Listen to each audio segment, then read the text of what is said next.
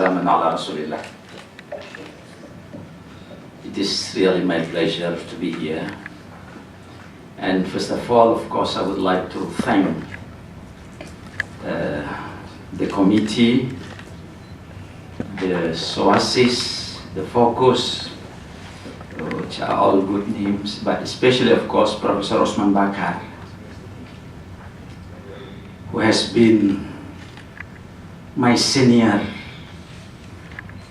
at the University of Temple University, Philadelphia, under Ustad Al-Faruqi, Ustad Hussein Nasr, Ustad Mudassir Abdul Rahim, and so on. And I owe him a lot because of, at the time of my arrival in early '84, I was still literally illiterate. So he shared his wisdom to me, including doing da'wah in the villages of Pennsylvania. You remember with Abu Saleh Gharibullah from the Sudan, and we met a guy, the Coptic Christian, it's very tough discussions, in the one of Christian minister, my goodness, almost burning that. That's I learned a lot, and I continued back after you left, alhamdulillah. My topic as assigned to me is post-tsunami community building in Aceh, ethical issues facing local educational institutions. We have been talking about theories, foundations, maxims, methodologies for the full day yesterday. Now, let's go to the field and concentrate on the real community that we are having now. One of them is the Muslim community in Aceh, which I believe there are certain similarities of many Muslim communities around outside of Aceh. In discussing this, there are a few points should be paid attention on. Why, what, when, where, who, and how many disasters do we have? Scale of disasters. Who did what? Institution, the government, physical recovery, challenges, non-physical recovery, the role of educational institutions, Islamic values, ethics, and conclusion. Well, in Aceh, before 2005, we had two biggest disasters. One is man-made, that took longer time, which almost 30 years. What man-made? That's armed conflict between GAM, Free Aceh movement, against Central Jakarta, Central Indonesia, against the Republic of Indonesia. Aceh is around 5 million people, Indonesia around 250 million. Can you imagine what kind of conflict was there? That's why what happened? Loss of lives, properties, loss of trust, ruin of social structure, collapse. Dendam. This is really dendam. This is very Malay word. Maybe the revenge? Yeah, feeling or emotion to revenge, I don't know, in Arabic, dendam. Dendam kesumat. Dendam kesumat. Dendam, the deepest dendam. The revealing of. That's from 1976 up to 2005. Man-made disasters. collapse. No life. Even in the city of Banda Aceh, at that time, when the sun sets, what we can see just a few, series sellers, old women, and 2 beca around, and the rest just military operation with, guns in hands, three, police and so on. That's all. See, so at that time, if you go out in the morning, there is no certainty that you can come back at night. Can you imagine 2 respected rectors, president of university, which both of them are national assets, were killed and for nothing? And the rest, can you imagine? Can you imagine? Thousands of school buildings burned, teachers, harassment, and so on. The second disaster, natural, only 3 hours, but loss of life, properties, destruction of lands, and so on, all facilities, especially around 800 kilometers around the peninsula of Aceh.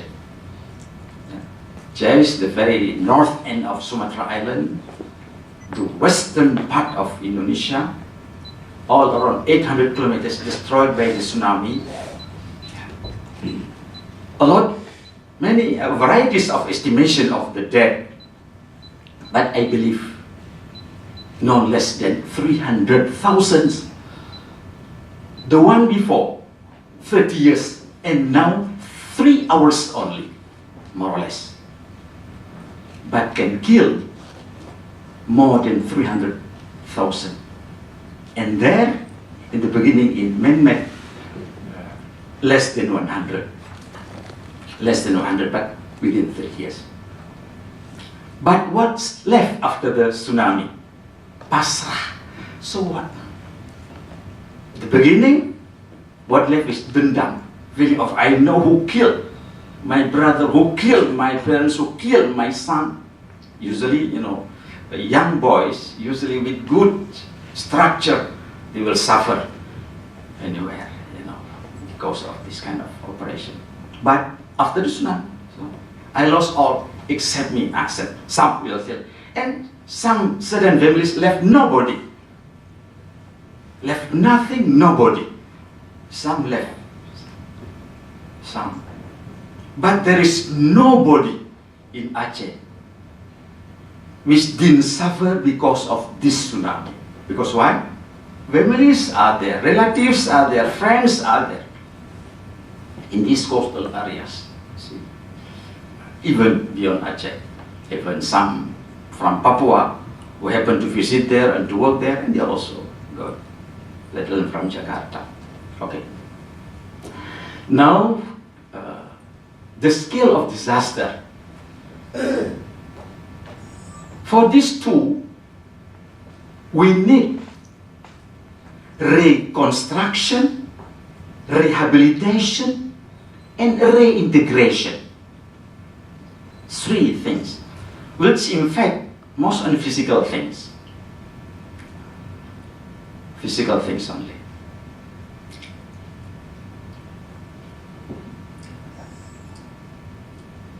Why reintegration? Because of the conflict. Reconstruction and rehabilitation because of the physical damage. Here involve many world communities, unlimited, I believe. And we believe that. So according to the Agency for Rehabilitation and Reconstruction, according to him, Pak Kuntoro, so far it is the biggest hands that we got in world disaster, more than any other, including the fulfillment of the pledge, of the commitment. Okay, we want to pledge, let's say $1 million mostly fulfilled. Yeah. Beyond 70%. Beyond 70%, which according to him, usually, okay, commitment was made in verbal, but in reality sometimes not fulfilled. Usually around 30, 40% or 50% at most, but no, above 70%. That's why a lot of materials, a lot of health, a lot of cash, a lot of people all over the world, including from Israel, came there, arrived there. Can you imagine? So that's why the government, the UN affiliated organizations, and so on.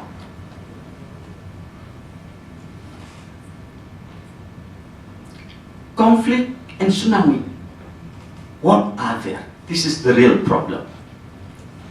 Was there any blessing in disguise in the coming of the tsunami? Man-made disaster almost could not be solved as if. Days by days, this kind of atrocity, enmity, hatred, suspicion rise. At one time we tried, around 2000, the first time of the coming of international organization, they call it HDC, Henry Dunant Center for Humanitarian Dialogue. What happened? 1, 2, 3, but always with the below, lower level meeting. The military, the GAM representative, in the hotel in Banda Aceh, or sometime in Geneva, met, but no solution. And at that time, the negotiation happened simply how to rearrange. You see, not to solve the problem. That's to my understanding. But simply this part how to win the game as playing chess. And this part how to win. Or to put better strategy simply to win. Not to solve the problem. This is why not long time of this kind of trying to end the conflict, it didn't work. That's why tsunami as if. December 24th, 2004, 8 o'clock. The quake with a scale of 9.1. That is one scale on, Rector scale. The other, measure also they said 8.9, no less than that. 9.2, 9.1 and 8.9, that's between that. Okay, let's say 9. 8 o'clock. People just around still in the morning, Sunday, no school, so less people, mostly at home.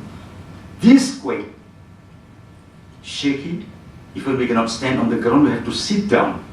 If you go on the ground, sit, standing. And people just rush out of the building. See, some buildings just collapse, but mostly not collapse. Some big buildings collapse, but people cannot stay in the home anymore. Because of, could be because sometimes it's shaky. But 30 minutes later, 8:30, water came into the house. Sometimes it infiltrates up to the 5-6 kilometers, including one, boats, machine boats, and including the boats, on the house and so on, cars piling up, bodies, forget it. So, what happened after that? So I think this is the role of mass media. It happened that one guy could have time to take the picture and this spread out while then, the world is crying. Indonesia menangis, Indonesia is crying. That's the topic, I think, in Metro TV that time. Indonesia is crying, Indonesia menangis. This spread to all over the world, and this is the help coming. But what blessing? At that time, after long struggle,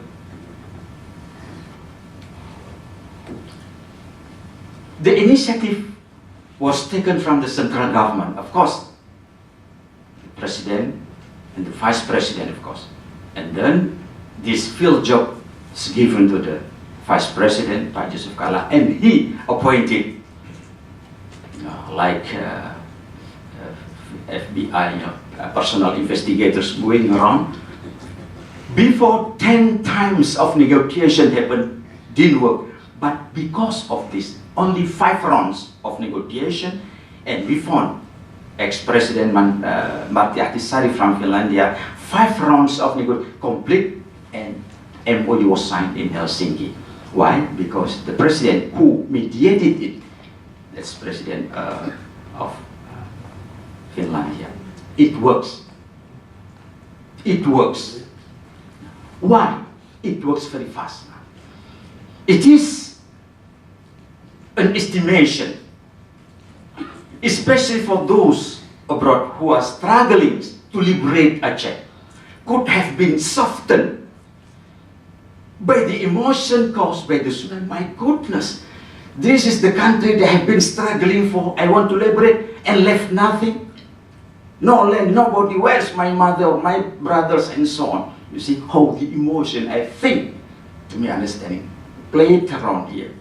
So these tragedies, this disaster, this tsunami, could have softened the hearts of even both sides. Because what? The governments, the military, the police, the ulama could have been swallowed. Had been swallowed by the tsunami. Many professors, teachers, lecturers, and so on, students, even one pesantren, not even one more. All students and teachers who finished is very close to Banda Aceh. You see this very close. Hundreds of all gone. Even the lands taken by the tsunami. It was very, very strong tsunami. Can you imagine? The centrum was almost in the center of Indian Ocean. What within 30 minutes it reached houses in Banda Aceh. Can you imagine? That's why it was calculated the speed of this kind of movement like 100 kilometers per hour, like a jet rush. That's why, not because of water, but because of the push. It's very fast. You cannot swim. So then what happened? All recovery came in, but focusing simply on the physical recovery. This is the real problem later we feel. But why simply physical recovery? Barracks were built, houses, tanks, school buildings, plus equipments, all with technologies, computers and so on, hospital facilities, equipments, road, even ready food. Some countries, including Turkey, established bread factory in Banda Aceh, brought in, trucks for trash collection and so on, simply how to give food because medicine, whatnot, including cash. Cash. There was so many cash there. Some countries, especially from the Middle East, difficult to send it because it could be considered to send to terrorists. Just bring one pack of dollars. Yeah. Let's go in, do your prayer, and whoever there, and then after that we'll give you $50, $100, and that's it. See, this I included in physical recovery. This kind of only focusing on physical recovery, to me, is creating problem, forgetting the non-physical one. And why also just focus on this? It is because when we are building, or we make a picture, photo, make barak, give this, give that, people can make photograph and send to the mass media. And also we want to send this accountability to our donor in home country somewhere. So, simply just visit. Building is very easy to get. Sometimes it's more than needed because of this kind of facilities that need. And there is no model before even. How? What to do? It's very lack of law, and law was not yet established. And then the bureaucracy was still very weak. Can you imagine? Before coming to Aceh, like, coming to the zoo, You have to get a ticket in Jakarta, they call it Blue Book, and wait for 3 months. And then after you get Blue Book there, you can go to Aceh. But immediately after the tsunami, one can come, can go out even without any ID. Even with muddy, bloody, can go to there and go. No problem, even including all this kind of help. Including, I think, the control, tower coming from Singapore. They established a removable control tower in the airport. So this is why physical recovery, I could say, it was done more than before. We had nothing before, of course. So it's like, but this is the challenge for us. Educational institutions, traditional ones, the madrasah one, and any educational institutions available in Aceh. What to do? It was nobody done, nobody did about how to heal this kind of feeling of revenge, of dendam. No. Loss of trust.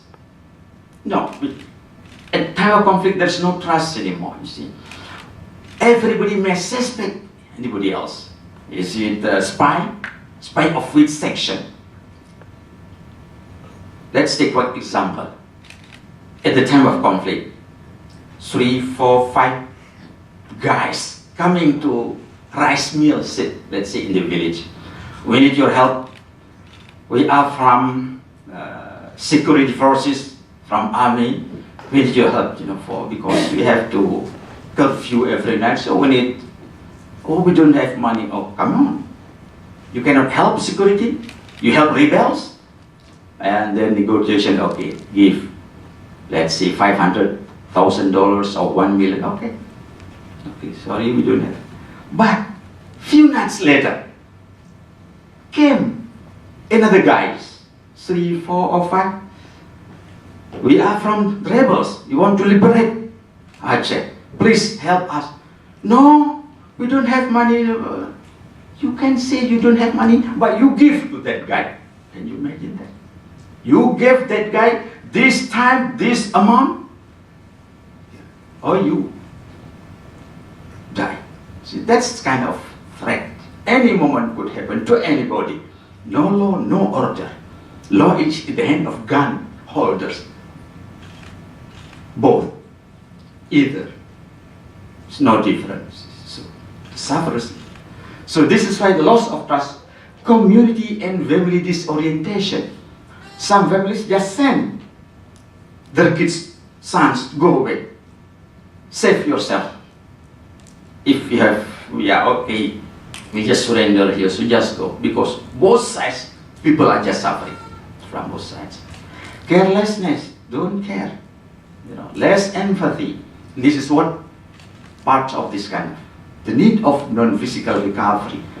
No empathy. After the tsunami, we see bodies around. I think those, like Ustad Al-Bakri, and seeing the muddy, dead bodies, kids, sometimes this, explode already in the bellies of us, and but one thing was good, not smelly. I think because of the very salty, muddy substance that has covered the body, the dead body. Maybe the body is, enlarging, but not that smell. You can just go around, mostly once in a while, not that bad, the smell.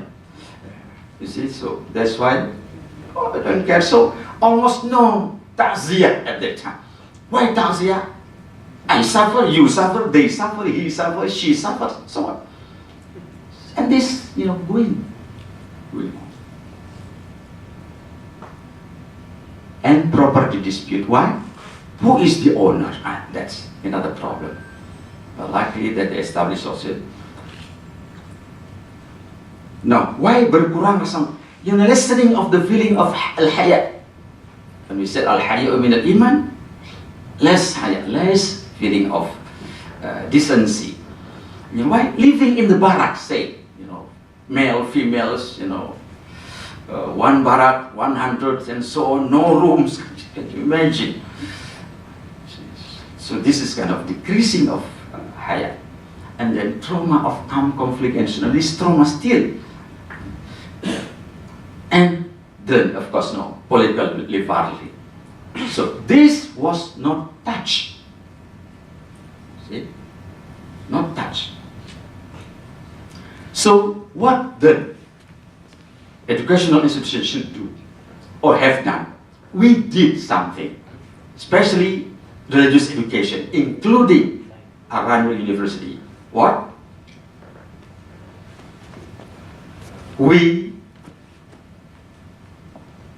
tried to reconcile any remnant, yeah, taking part even before the tsunami in the process of making peace. 5 moments, right? Yeah. And so on. But after the tsunami, reconciliating personnel, because every university, every school must have somebody die there, you know, teachers, students, and so on, rescuing, and also helping, advising community to move forward, to be sabar, and so on. But the problem here is, we didn't do it seriously, just by passing, just as if it's not important, especially the leadership. See? Leaders should show the model, the example, the good deeds. Yeah.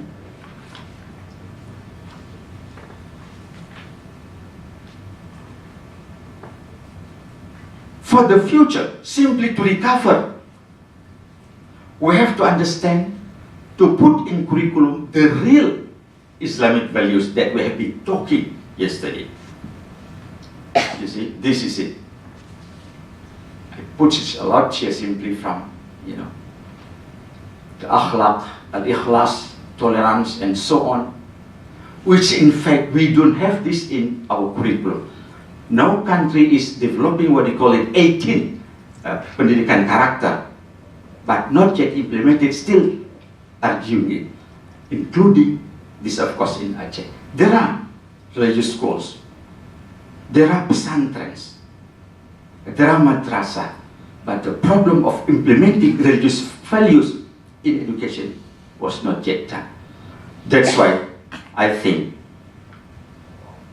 now, in this is a conclusion, respected forum like that, we have to realize what we have been teaching so far in our community is mostly simply, if you want to see like in the taxonomy bloom, simply psychomotoric or cognitive domain, not affective, not the akhlaqul karimah, not the value of religion itself, but simply just regular practicing and so on. Hopefully, this could be realized while sitting together like this, how to do it in our respective community, and then we can develop it and put it into curriculum. And who's going to teach what? What's methodology? Simply to be jujur, trustworthy, or discipline. Kita bermu'abudah. Al-haya, simple. How to teach, how to educate, and who educate, and what's the curriculum, the Islamic, and so on. Hopefully it will work. Assalamualaikum warahmatullahi wabarakatuh.